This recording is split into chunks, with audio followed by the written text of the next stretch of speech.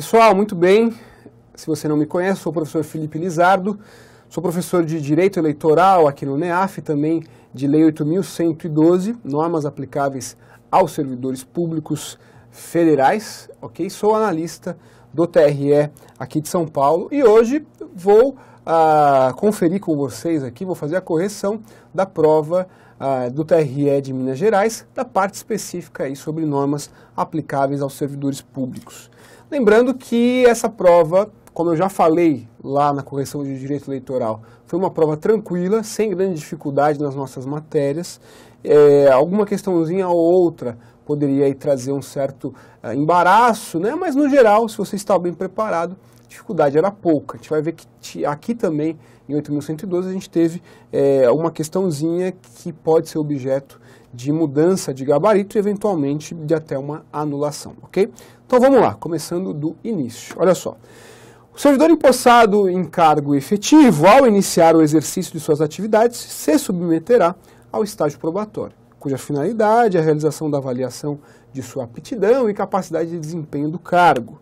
Tudo bem, pessoal, quando a gente fala em cargo efetivo, são cargos cujo provimento se dá em função da aprovação em concurso público, e aí nessa hipótese é sempre obrigatória a realização de estágio probatório, que tem a finalidade de aferir a aptidão e a capacidade para o desempenho do cargo público cuja pessoa foi nomeada. Olha só, a avaliação do servidor nas condições mencionadas considera fatores específicos, dentre os quais: pessoal, a Lei 8.112, quando ela trata lá no artigo 20 sobre o estágio probatório, que hoje não é mais de apenas 24 meses, mas sim de 3 anos, depois disso, o servidor sendo aprovado, ele adquire a estabilidade, o estágio probatório ele busca aferir pontos específicos, ok? Expressamente trazidos na Lei 8.112. Buscar aferir a assiduidade, a disciplina, a capacidade de iniciativa, a produtividade e também a responsabilidade do servidor. Então hoje, pessoal, eu chefio a seção de contas eleitorais aqui do TRE de São Paulo e eu rotineiramente avalio os meus novos servidores nesse ponto, servidores que estão em estágio probatório. Então, para cada um desses itens, eu tenho questões lá que eu respondo, avaliando, né? E ao final, se o servidor for bem, ele é aprovado no estágio probatório e pode então seguir adiante. Então a alternativa correta aí era a alternativa A, avalia a disciplina e a assiduidade. Produtividade e imparcialidade não é o caso, né? Já que imparcialidade não está no rol. Capacidade de criação e a disciplina também não. Responsabilidade e capacidade de criação não é isso que fala a Lei 8.112, beleza? Vamos então aí para mais outra questãozinha de 8.112 do TRE de Minas. Como regra geral, o serviço público é desempenhado por aqueles que exercem cargos públicos ou função de confiança. Lembrando, né, que o cargo público ele pode ser provido de duas formas, ou em provimento efetivo ou em provimento em comissão, ok? Provimento efetivo é sempre necessário a figura do concurso público e o provimento em comissão são cargos de livre provimento, cargos de confiança, cargos que são providos por meio da vontade, da discricionariedade do superior hierárquico, beleza? Então olha só. No que se refere ao desempenho das atribuições dos cargos públicos ou função de confiança, e aí quando a questão está falando em efetivo desempenho das atribuições, ela está falando em exercício do cargo público, ok? Ou da função de confiança, é correto afirmar que estas se darão. E aí ela questiona o prazo. Pessoal, o prazo para posse a gente sabe que é de 30 dias a contar do ato do provimento, ok? Do ato de nomeação. E para entrar em exercício, ou seja, para desempenhar efetivamente as atribuições do cargo, aí depende. Se for no caso de servidor que vai exercer o cargo público em caráter efetivo, o prazo é de 15 dias para que ele entre em exercício. No caso daquele que for exercer a função de confiança, vai coincidir com a data da publicação do ato, ok? Salvo se o servidor estiver de licença ou afastado por qualquer outro motivo legal. Então, via de regra, prazo para entrar em exercício, 15 dias após a data da posse, no caso de cargo de provimento efetivo, e no caso de cargo de provimento em confiança, né, a função de confiança, um cargo comissionado, o prazo, aí, a data para entrar em exercício coincide com a data da publicação do ato de designação. E aqui a gente tem um problema. Porque a questão, a banca examinadora, como Suplan, considerou como correta o item C, mas está errado. O item certo é o item D de dado, ok? Então cabe aqui também a mudança do gabarito dessa questão, como ocorreu inclusive lá em direito eleitoral. A alternativa correta pela banca examinadora foi a C, mas não é isso. O prazo de 30 dias é para tomar posse, não para entrar em exercício. Então a alternativa D de dado é a correta. Ó. Prazo de 15 dias para entrar em exercício a partir da data da posse do servidor ou a partir da data da publicação do ato de designação da função de confiança. É o prazo que ele tem então para desempenhar as suas atividades. Beleza? Muito bem, pessoal. É claro que vai caber aí uma discussão, né? A banca examinadora provavelmente mude o gabarito, como é muito comum acontecer em qualquer outra prova.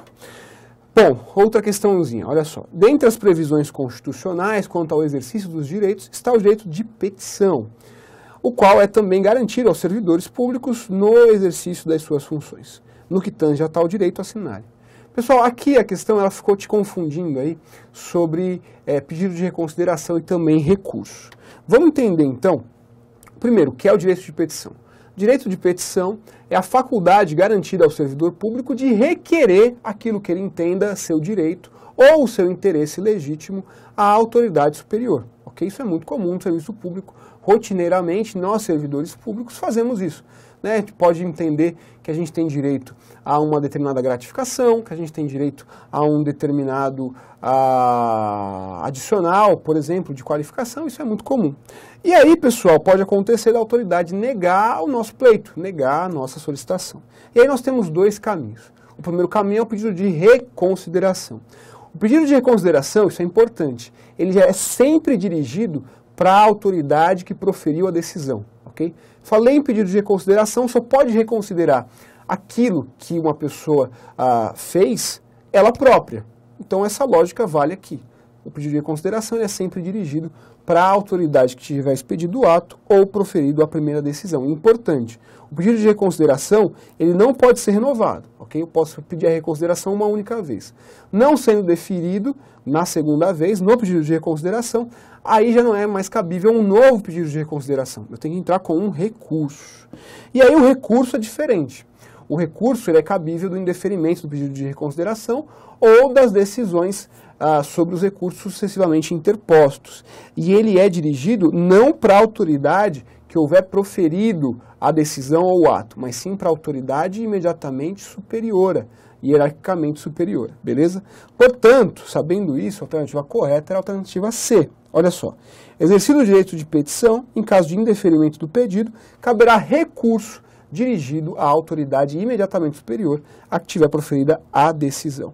A alternativa A, ela fala assim, em caso de indeferimento do recurso, cabe ainda pedir de reconsideração dirigida à autoridade hierarquicamente superior. Não.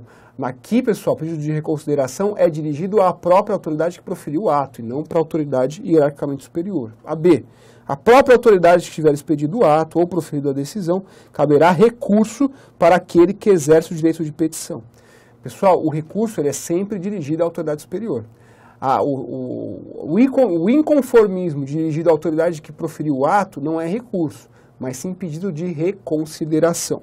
E a D, exercido o direito de petição contra a decisão da autoridade que tiver expedido o ato ou proferido a decisão, é cabível o pedido de reconsideração à autoridade hierarquicamente superior. Também não é o caso, já que o pedido de reconsideração é sempre endereçado à autoridade que proferiu o ato. Beleza? Muito bem, vamos para mais uma? Até aqui moleza, né? A prova, como eu falei, sem grandes dificuldades, trazendo basicamente a literalidade da Lei 8.112. Aqui ela ainda quis trazer uma certa dificuldade, né? Para quem não estava muito atento, acabou passando batido aí no pedido de reconsideração, no direito de petição, que é um ponto importante. Eu frisei bastante isso nas nossas aulas, então quem foi nosso aluno, tenho certeza que se deu bem nessa questão anterior. Vamos para mais uma então, pessoal. Ao longo do exercício do cargo, poderá o servidor passar por determinadas circunstâncias que impliquem alterações em sua rotina laboral, trazendo em consequência situações de readaptação, de reintegração, de recondução, entre outros institutos legalmente desconhecidos. Sobre as definições de tais institutos, é correto afirmar. Pessoal, aqui a questão queria que você soubesse o que é recondução, o que é readaptação, o que é reintegração e o que é reversão. Primeira coisa, pessoal, a recondução é o retorno do servidor público estável ao cargo anteriormente ocupado, e ele vai decorrer da inabilitação de estágio probatório, ok, em um outro cargo público, ou da reintegração no cargo anteriormente ocupado. Essa era a alternativa correta, ok? Porque todas as demais alternativas, elas confundem conceitos. Então, olha só, alternativa A recondução é o retorno do servidor estável ao cargo anteriormente ocupado e decorrerá da inabilitação em estágio probatório relativo a outro cargo ou a reintegração do anterior ocupante.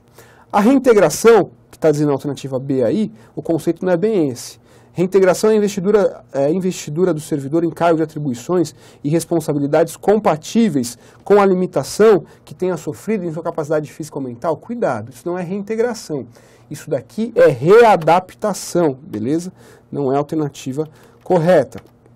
Qual era o outro ponto aí? Reversão.